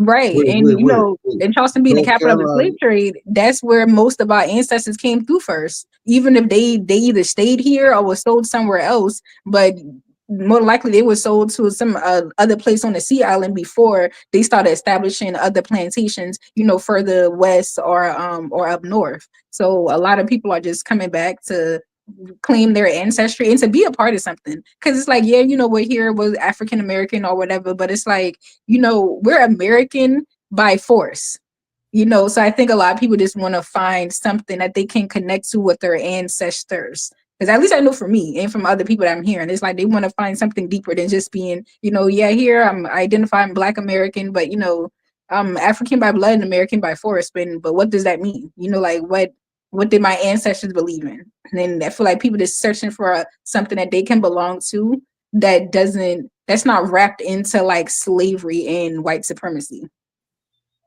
The basket weaving. That's what I wanted to ask you. So the weaving is known in a Gullah Geechee community. Mm-hmm. Have you ever do you know how to weave, or have you ever heard of that? I do not. But shout out to the ones who are still doing it, and that is also an endangered practice now. Yeah, because a lot of a lot of people just don't have time. Them baskets take a lot of time. So you see a lot of elders who are doing the baskets. You see more the churn doing the flowers. Do I have one? But I have one I can show y'all. But you'll see a lot of churn making the roses. But I don't know how to make a basket. I know a few. Do it. I know a few who are still doing the baskets. That'll be a lucrative business too. If you Yeah, look into but we also facing gentrification, so that's also why it's becoming a danger because a lot of developers that are coming down here and without really knowing the culture, and so they're mowing over where the sweet grass grows, so it's making it harder for people. always a certain grass. Yeah, Yeah, sweet Mhm. grass. Yeah, and so And and you even the like grass that that's used catch you, now, huh? Will that grass catch you if you go against the grain inside? Cut your hand inside? I'm pretty sure it can. Like I said, I don't have any experience with going out there. I just support them and buy them, especially the low churn that make the roses. Um, but I do know that it can definitely be dangerous just for the simple fact that now they're forced to go into certain places in order to get their resources. Which is also why I'm trying to encourage people, to figure out ways to just grow it ourselves. So you ain't gotta, depend on the system because the system down here is just trying to figure out a way to control it. Because outside the baskets, the little kids, somebody as young as like 5 or 6, they make the roses. But Charleston passed a law a couple years ago to where it's like they need a license to even sell it. And so I'm not sure what's going to happen to the culture of that. And I'm not sure if I even saw that video that went viral a couple months ago of a little boy selling a rose and the police was on his neck because he didn't have a license. And I think he was like 12, 13. And the police arrested this little boy just because he's selling a flower. They acted like he was selling drugs just because he's selling a I didn't know what that flower was, Pod. They ain't stupid. And you know what? King Blue, he was a freed man from, what's that, Shawan County, North Carolina. That's where he was from. I knew I was on to something. You know what I'm saying? Yeah. He was fucking them up, man. Yeah, he was putting pressure on them. You heard? They were scared of him. They had to go talk to him to piece it up. You know what I'm saying? Yeah. Fucking the more army. leaders like that. He was fucking the army up back there. But yeah, it's crazy though. What I was about to say, like what are some of the Geechee traditional foods? Well, I know it's rice. Like I know that's one of them. Yeah, rice. Swamp I was, tea. huh? Swamp tea. You heard of that? We don't call it swamp tea, but we do drink a tea called Life Everlasting. Some people also call it rabbit tobacco. Why would you say that, bro? Come on. Nah, because I was watching this video. I'm watching this Gullah video where one of the old ladies said swamp tea was lemonade mixed with tea. Okay. I ain't never heard it called swamp tea, but I wonder if she's talking about Life Everlasting. Well, Life Everlasting grew in the swamp. I don't know. Because I know a lot of old people, they definitely use a lot of herbs. And they were talking about it was this white dude who started selling it in a bottle. I forgot what he was calling it, but they were talking about it's like they used to call it swamp tea. It was just lemonade and tea mixed together. Yeah, I have no idea what that is. But I do know Life Everlasting is something that we commonly drink, especially around this time of the year, because it helps draws out any mucus and protects you from any cold. So that's something we do with elderberry, which is crazy because they basically passing a lot of laws in South Carolina to make it harder for you to like forage it. Because elderberry grows naturally around here. And food wise, up now. That's why you hearing about it. Right, exactly. Which is crazy because they used to call like elders witch doctors and saying they doing witchcraft for picking elderberry, but now all of a sudden it's the best thing. Prepared for pharmaceutical. They had to say that. Hey, man.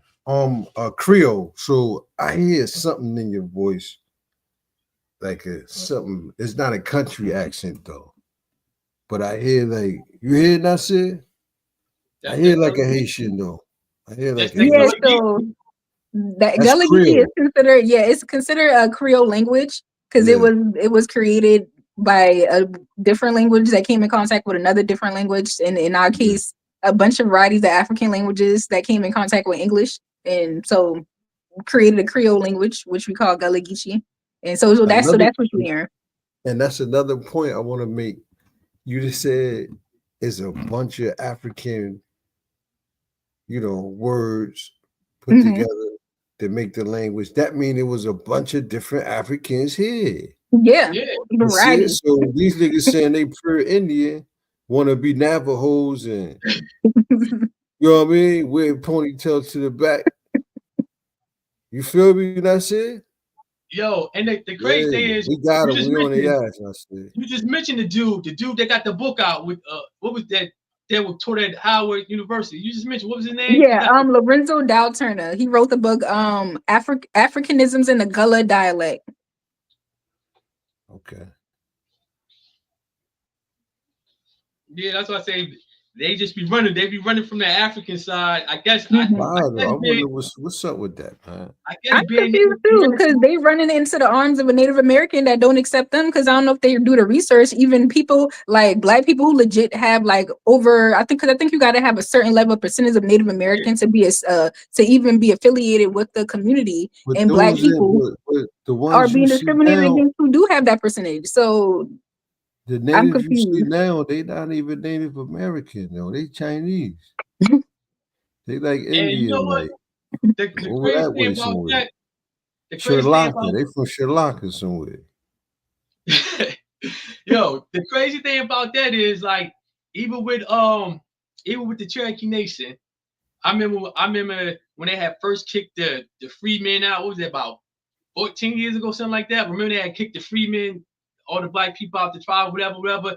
And before they got back in, the dude, they asked the dude, they asked the chief, they said, well, why y'all just don't do DNA and see who really got native blood in them?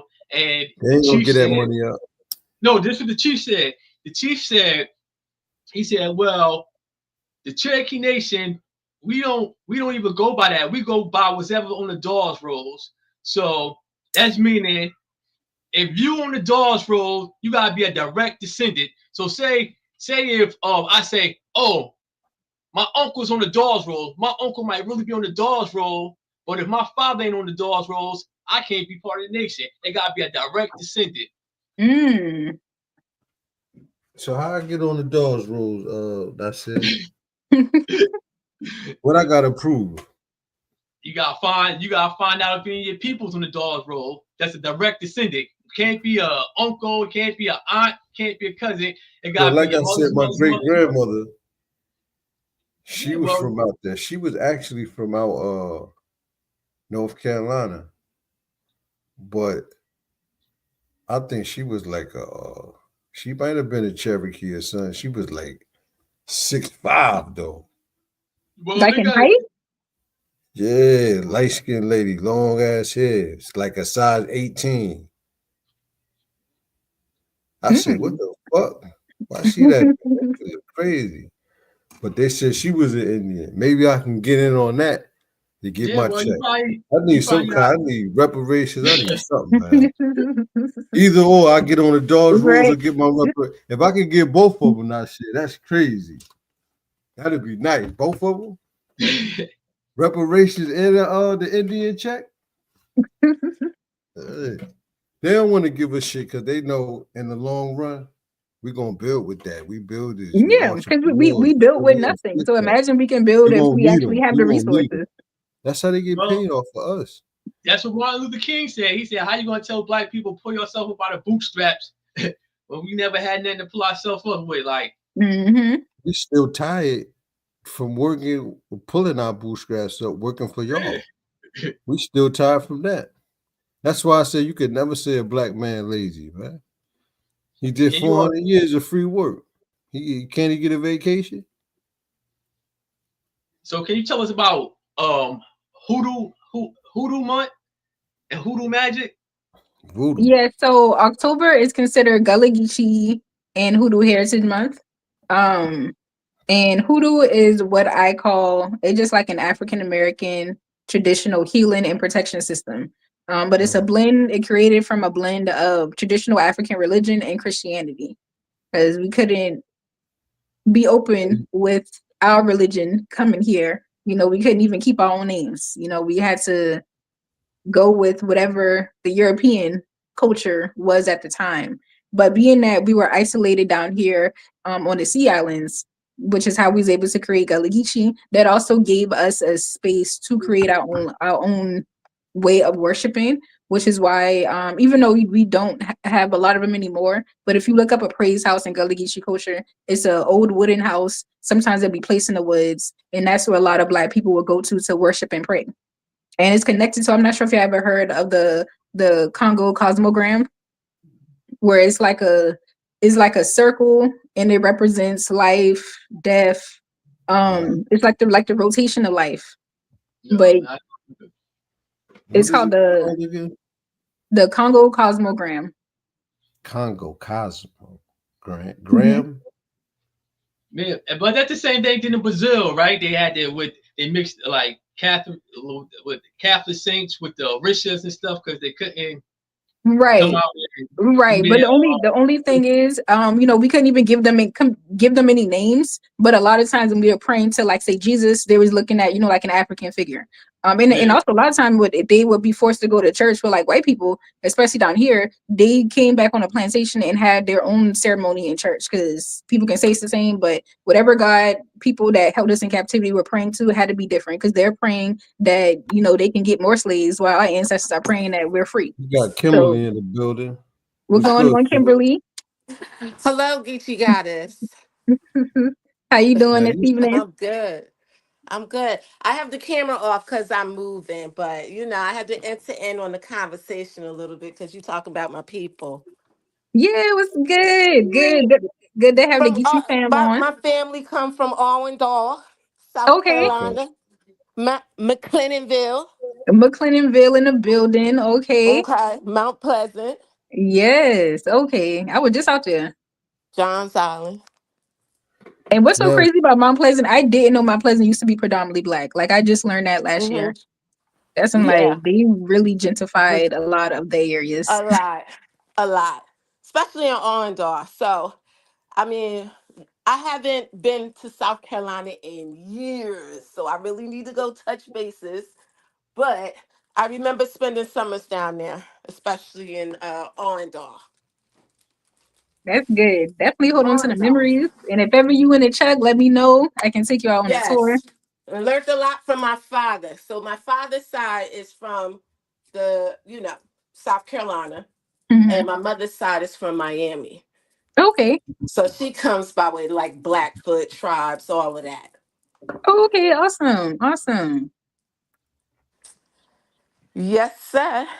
what's some of the hey Kimberly? You remember some of the words your father used to use? I don't know. Like I can barely understand him now. So Yo, I know everybody he. like I know yo, Yo, you're sometimes right. he said. I hey don't yo, know if this is a who word, they but he always say, "I be goddamn." You what they know, sound like certain Albert? You know certain Albert times. Kimberly? You know Albert? You Who know else? I- Albert said. Old hustler man from Avenue Way. He talk like he a reverend now. But he talk like that real fast like that. Be Yeah, like, you what the might. I fuck tell is you he like, saying? Like, hey, what the fuck is he talking about? He really talking a dialect though, Nasir. That's crazy. yeah, yeah, you have to be raised in it. Okay, so the thing Yeah. about that dialect is, because it's actually a language, a for real language. I think it's like it's like registered or something like that. They recognize the Oh Geechee yeah. Gullah as a real official language. Hmm. And I know you have to have grown up there to have it, It's you got to be around those people to talk like it. It's very unique. So you have to really be taught. So a lot of times the elders didn't teach us, like myself, the language. We can understand it a little Hmm. bit because we hear our grandmothers talk it, our aunts talk it. They say little words and things like that. There was this place my dad used to take me. It's called the Corner. And around this corner, it was in the back. And I mean, the ladies back there, I mean, they sound like they were speaking Spanish. You couldn't really understand nothing that they were saying. And They but been it's a some it's a shit like beautiful big like. culture. It's a beautiful culture, you know. And now people are starting to learn a little bit more about the culture because it's beautiful. We used to go down there and my mom collected so many what they call it, saltwater baskets, the Oh, the baskets, sweetgrass baskets. sweetgrass baskets. I mean, you know, one of my aunts tried to teach me how to do it and could never even figure it out, so I gave that part up. But we have my mom have beautiful baskets that every time we went down to South Carolina and visit family, we stop on the road and get all the baskets, bring them back, hang them up, nice, nice, beautiful baskets. And Hmm. I'm a boiled peanut girl, so Yeah. every time Name I us some foods every got time I said go boiled go down peanuts. there, I gotta Yo, grab my I I boiled got never peanut. boiled ate peanuts. boiled peanuts. I know Like y'all got What? Never? I never ate boiled peanuts. Even when I was living in Atlanta, in North Carolina, that I shit never. sound crazy. But everybody used to talk about it. Like, they used to go places they have Boiled boiled peanuts peanuts, and in a I just never. can. I mean, I never ate them, but I always see them. It's best when you get it from the man on the side of the road selling out of his truck. I'm about to say, like, if you go to the gas station, like, where they be cooking out and whatever, like, I just never.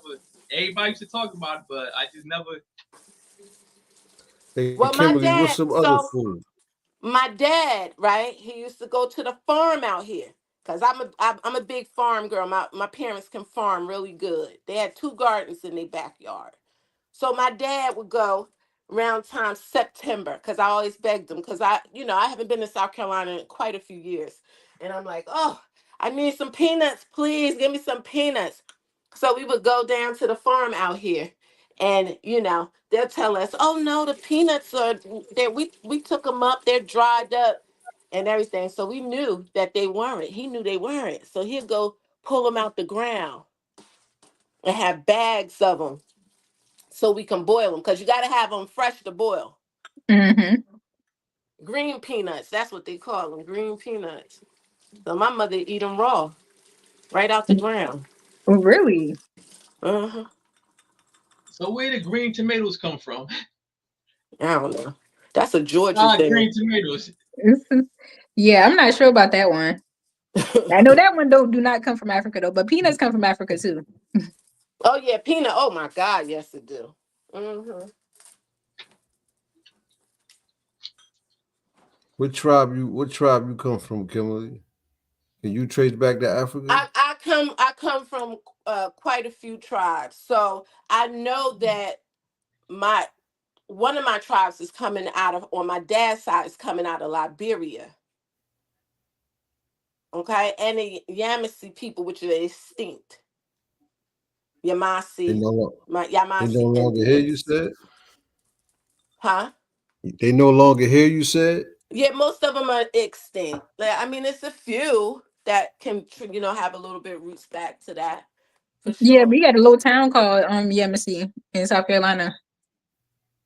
Oh shit. Everything I speak is facts. Peace, free. Free said peace, everybody. Yo, peace. Hey, listen, so you experienced, but you know your Indian side, Kimberly? Your Excuse native me, side?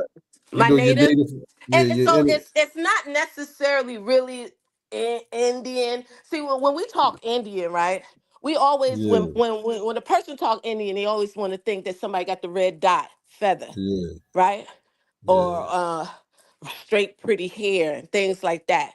And it's not necessarily got to be Yeah, all that's the like that, right? yeah, that's how the We commercial nigga think. Yeah, Yeah, I but know. it's not like that. It's really not like that. You know, a lot of natives, when we talk natives, right? They understand the land. Hmm. They know the herbs and things like that. My aunt used to even now I deal with a lot of herbs, A lot lots of of it, roof especially working. for tea because I have bad menses. So I usually get like my aunts and them can make me up a nice tea. Just going in the backyard. They used to pick up something called, oh God, I don't even know, Yeah. pot saw or something. Something. I gotta ask my mom what it was. But my Was it grandmother, swamp? Was it swamp tea? no, it wasn't no swamp tea. It was That's what they actual call something. it. It grows in everybody's That's what the yard. Gullah And Geechee it's call it. actually Swamp really tea. healthy. But these are the native people that will only understand that type of medicine. Mm-hmm. We need to get that back, man. Instead of Yeah, pharmaceutical, like we need to. Back in the day, man, you somebody whip you something up, you be good the next day. yeah, Now you're you right. a pill for everything now. Like that shit That's crazy. where the hoodoo culture come in from South Carolina. I Mm-hmm. wanted to ask you, hoodoo, is that voodoo? It is not voodoo, but people, that's why it has been demonized though, because hoodoo does sound like voodoo, but voodoo is an actual religion, and hoodoo is just a system. It's a system, a way of life that you can incorporate in any other religion, because I know people who are Christian, who are Muslim. I know people who don't believe in anything, but they believe in hoodoo.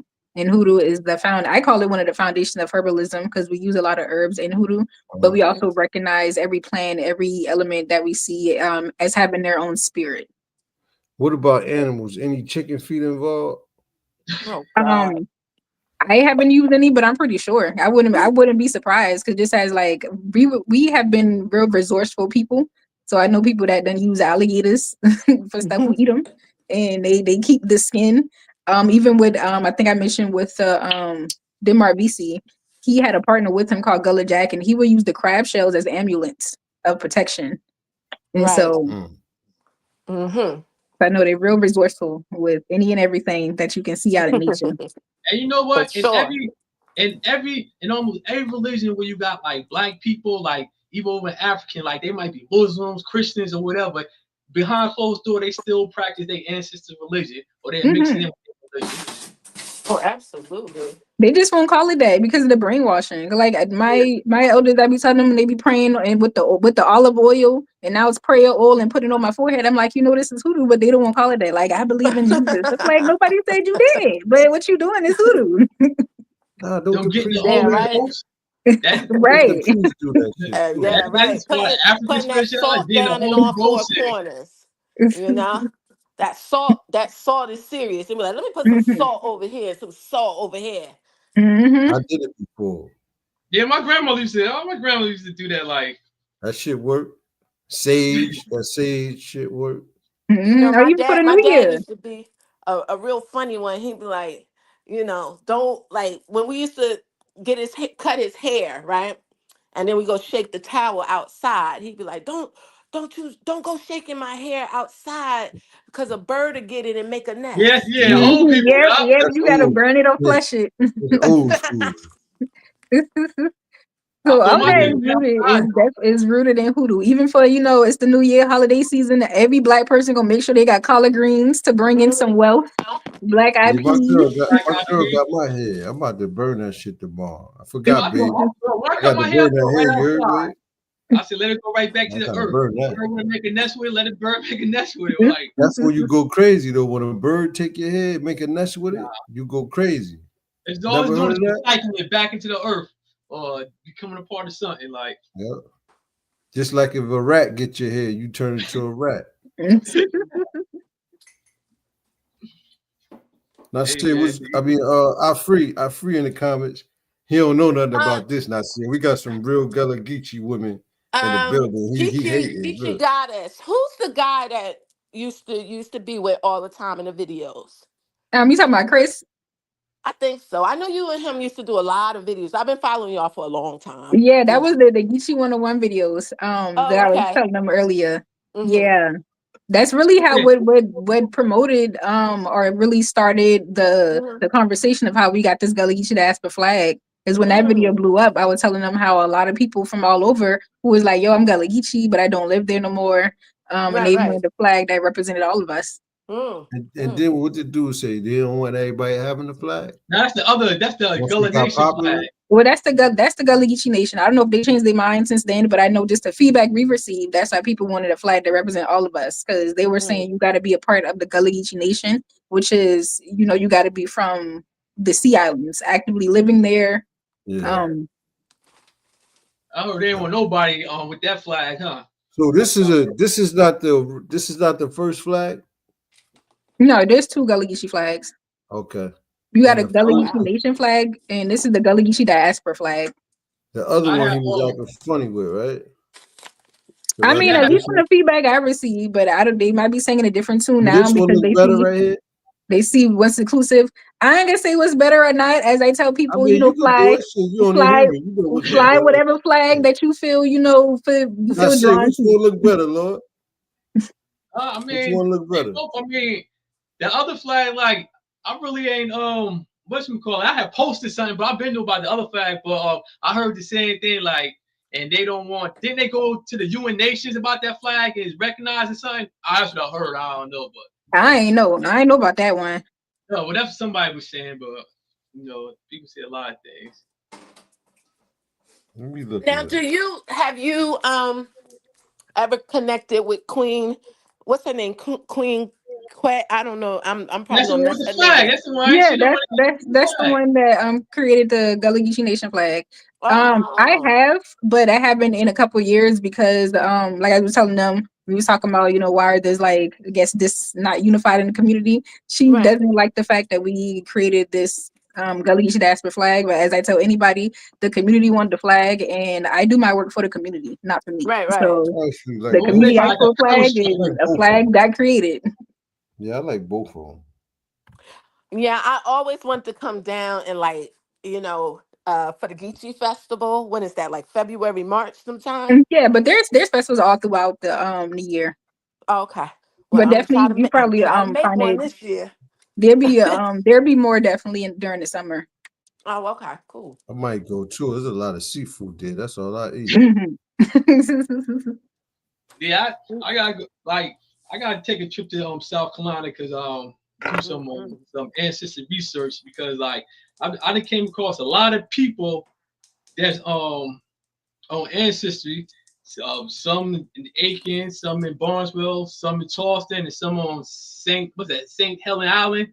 Hmm. Oh, families, yeah. And like a lot of them like come from there's a lot of Harrisons still in Aiken, and then there's a lot of Hicksons still down there, a lot of Lees, and well, I noticed like a lot of them I found up here in Jersey and Philly too. So Hmm.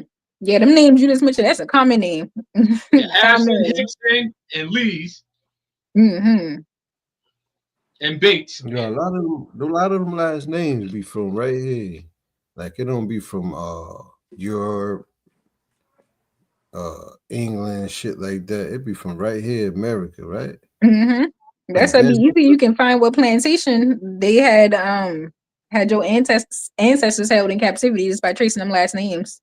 Yeah, because I was looking yeah, I at I was did, looking at bro. My shit was like in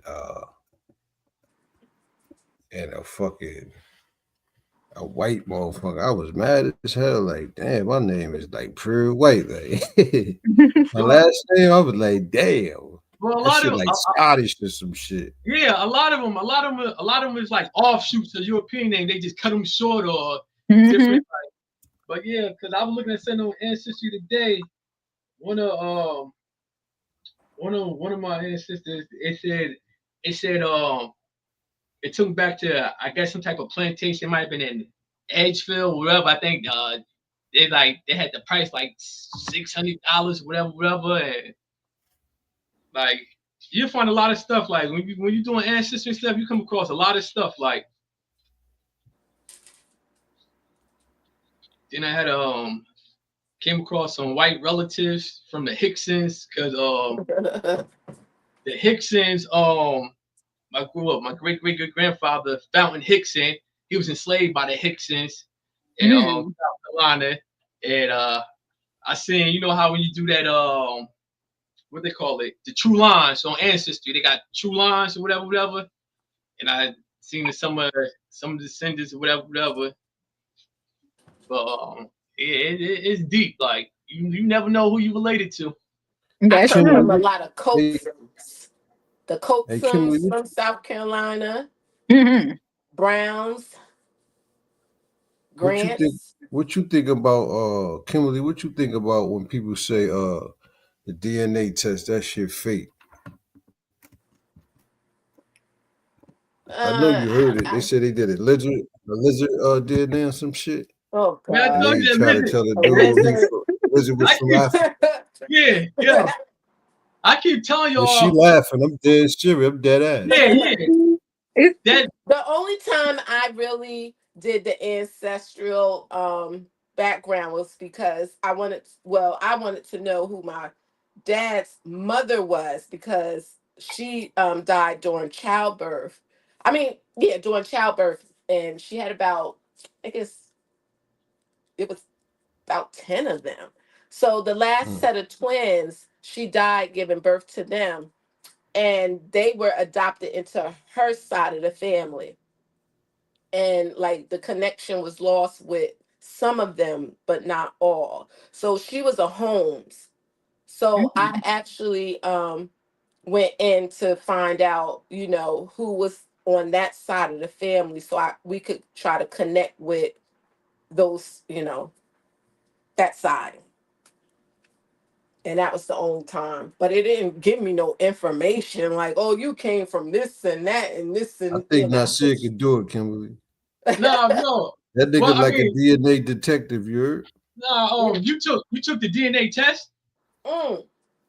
No, I did ancestral.com. Oh yeah, But yeah, yeah. I wouldn't mind doing a DNA test.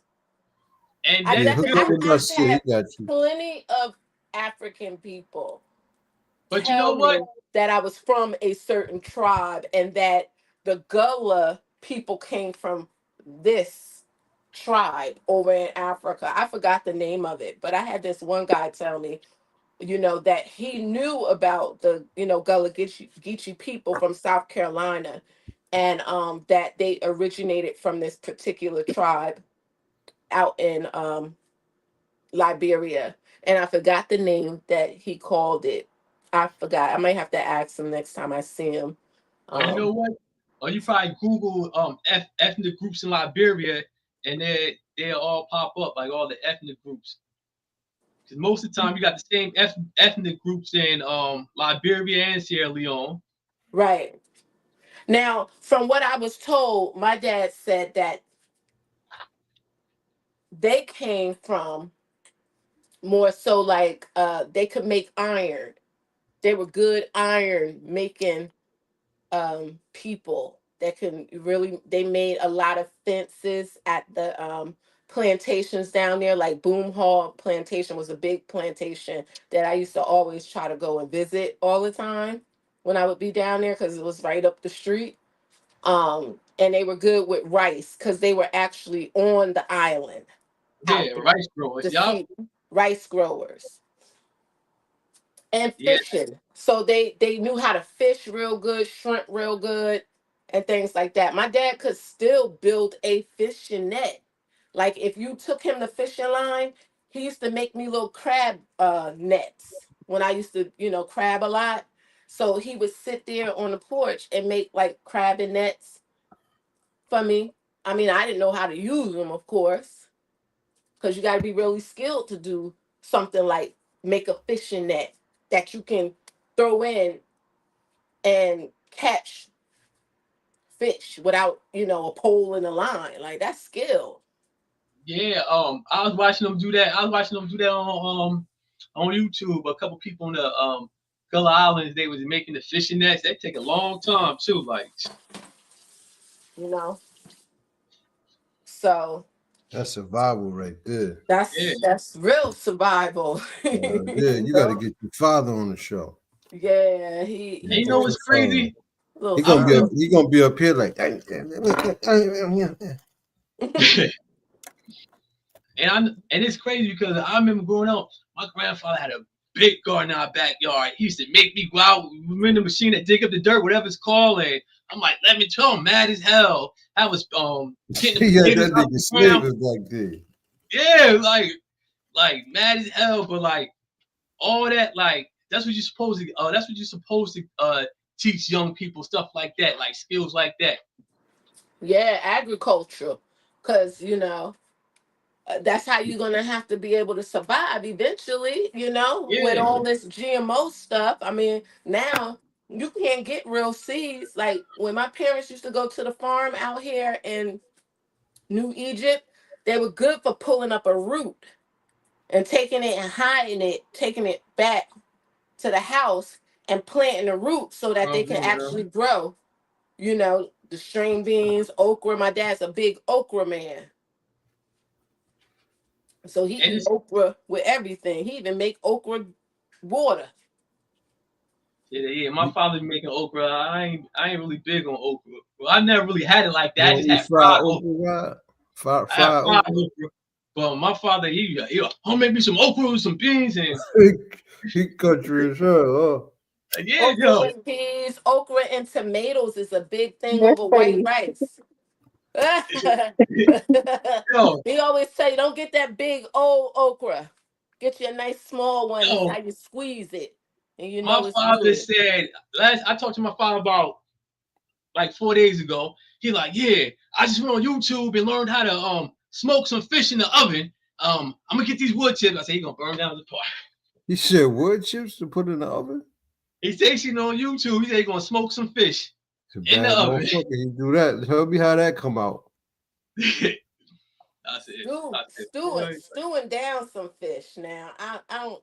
I'm not. I like fish, but I don't like it to the point where I'm stewing it and Oh, you know you ain't Gullah Geechee then. cooking Well, it all you kinds of you ways. put I am everything in now. the pot. I love me You some ain't rice. Gullah. I got to eat rice with everything. My grandma's so funny on my mother's side because she's more, she's from Florida, way down there. And she like, stop feeding me all that rice. I ain't no Geechee. I'm just finding out you could grow rice in America. This is crazy. It's crazy. They Well, stole that art from us. they never taught you that in school. It was just cotton, Oh no, like it was just Chinese. cotton and free labor.